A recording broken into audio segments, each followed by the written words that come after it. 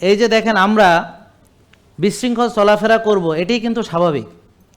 এই জন্য আল্লাহ তাআলা বলেছেন তোমরা, মুমিনের জন্য কি এটা জেলখানা, মুমিনের জন্য পৃথিবীটা কি জেলখানা, মানে ডিসিপ্লিনের জেলখানা, এমনি না। ধরেন আপনার একটা খারাপ কাজ করতে মন চাইছিল, আল্লাহ অসন্তুষ্ট হবে, করলাম না।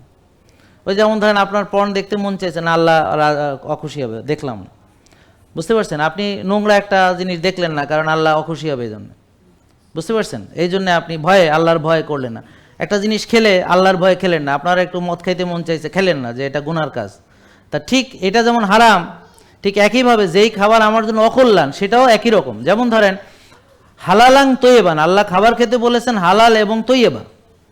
এই আয়াতটা যদি হালালে শেষ হইতো, তাহলে আপনি হালাল যে কোনো খাবার খেতে পারতেন, তৈয়বা ছাড়া। অর্থাৎ তৈয়বা মানে হচ্ছে কল্যাণ, তৈয়বা মানে হচ্ছে পবিত্র, তৈয়বা মানে হচ্ছে পিওর, তৈয়বা মানে হচ্ছে তাজা।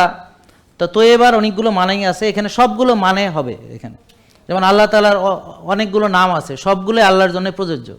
তিনি ক্ষমাশীল, তিনি দয়ালু, তিনি মানে ন্যায় বিচারক, সবগুলোই তার জন্য প্রযোজ্য।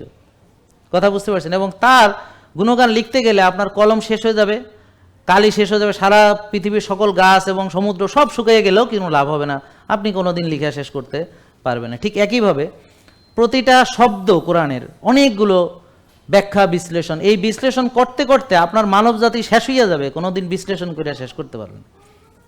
বুঝলেন না? যে না, আজকে কোরআন বিশ্লেষণ শেষ হয়ে গেছে, কোরআন নিয়ে আর বিশ্লেষণের দরকার নেই, মানে ফিনিশ। তো মানুষ পুরো ফিনিশ হইয়া যাবে, মানব সভ্যতা ফিনিশ হইয়া যাবে, কিন্তু এটা ফিনিশ করা সম্ভব না।